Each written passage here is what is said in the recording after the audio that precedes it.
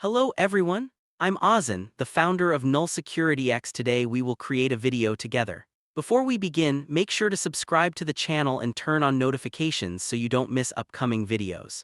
I regularly share technical content, practical methodologies, and real-world bug bounty and security research. Today, I will explain Recon on bug bounty platforms in detail. I've done extensive research on this topic and combined my own methodologies with up-to-date techniques to deliver clear, structured, and practical content. Before we start, I would appreciate it if you follow KHN Academy and my own YouTube channel, Securitics.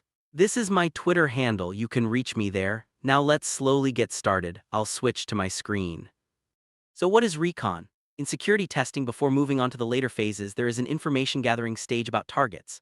For beginners and novices, Recon, the preliminary information gathering stage, can seem like a waste of time, but it definitely isn't.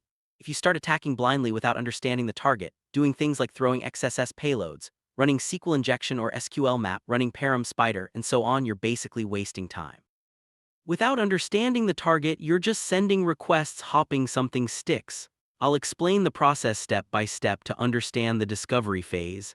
As I said, I've researched it in detail. If there are any errors, you can correct them in the comments. Recon is the first step you must do before moving on to later phases in security testing. The goal here is to understand the target, identify the attack surface, depending on the target scope, whether there's a WAF, how it's protected, whether it can be bypassed, etc.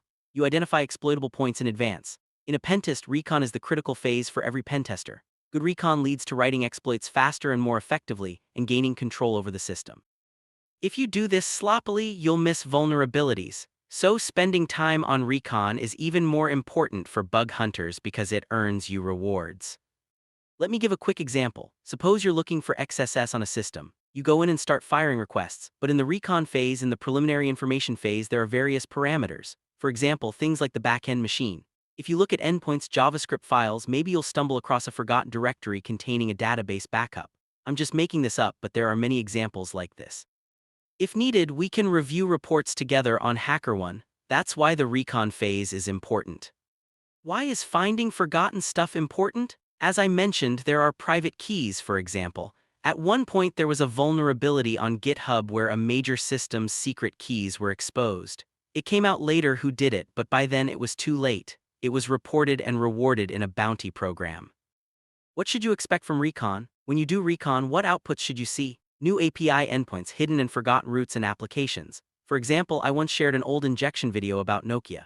We discovered an exploit related to GVC Live. That was all about endpoints. You scan the input parameters, you look at what user input the system takes, then you build a more extended attack surface.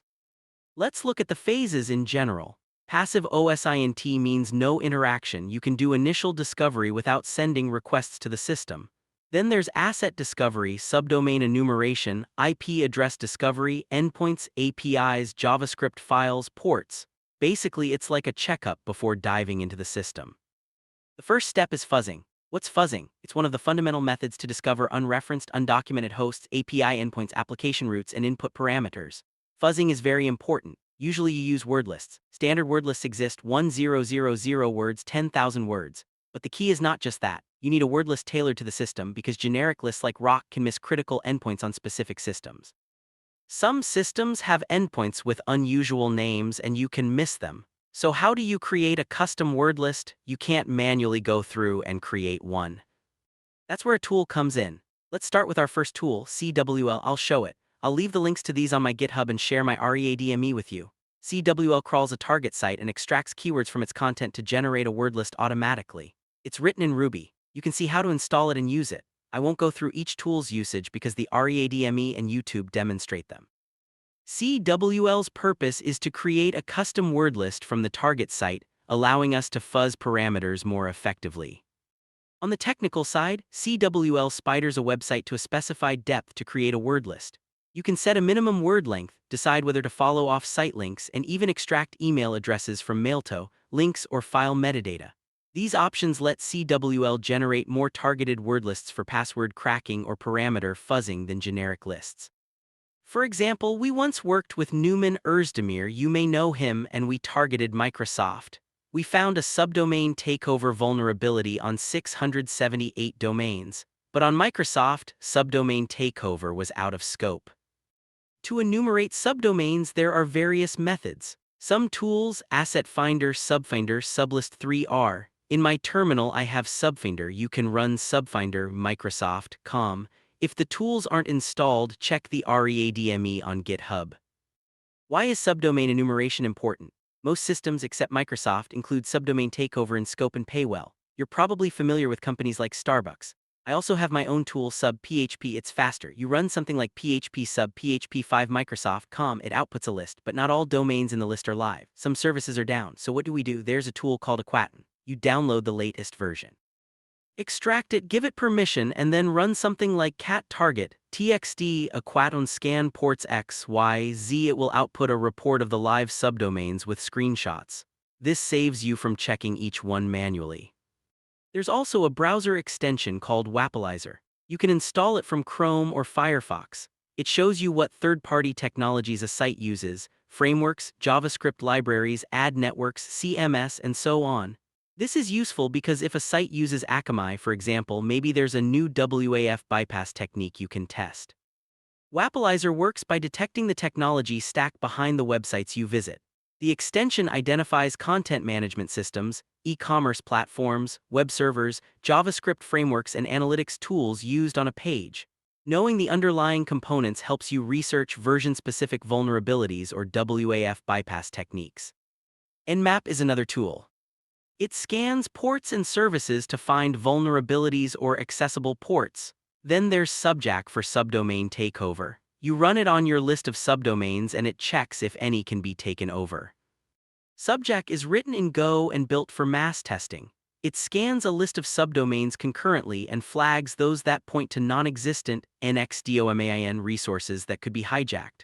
Although it performs efficiently at scale, the developer recommends manually verifying flagged domains to avoid false positives. Nmap Network Mapper is a free and open-source utility for network discovery and security auditing. It uses raw IP packets to determine what hosts are available on a network, what services and versions they are running, and what operating system and firewall type they use. Nmap can scan large networks quickly, runs on major operating systems, and is distributed with additional tools such as ZenMap, a graphical interface, NCAT, NDiff, and NPing. This is very useful. Microsoft may have thousands of subdomains. You enumerate them, filter live ones with Aquaton, then check for takeover with Subjack. Microsoft still has some. I've found them. You should search and report them. At least your name could appear in a Hall of Fame. Speaking of recon, once you're inside a system, you need to check for broken link takeover. Someone found a broken link on Twitter leading to a GitHub page. They claimed it and reported it. Utku Shen has a tool called Social Hunter for this. It scans for broken links and shows possible takeover candidates.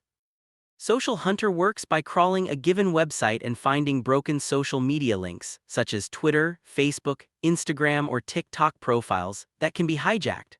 Broken social links can be exploited for phishing and can damage a company's reputation, which is why many bug bounty programs accept reports on them.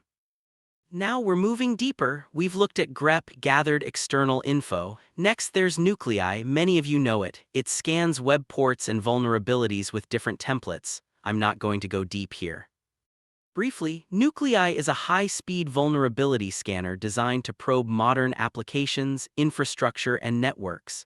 It uses templates written as straightforward YAML files to define how specific vulnerabilities are detected, including their severity and priority.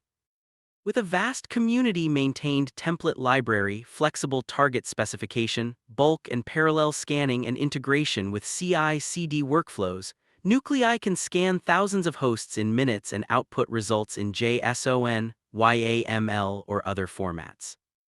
One of the most important recon tools is the Wayback machine. Many people still don't know how to use it. I use it under WSL. I install it on Kali. You need to install the script and a patch. Wayback machine usage is important. I'll explain it in detail because most vulnerabilities can be found this way.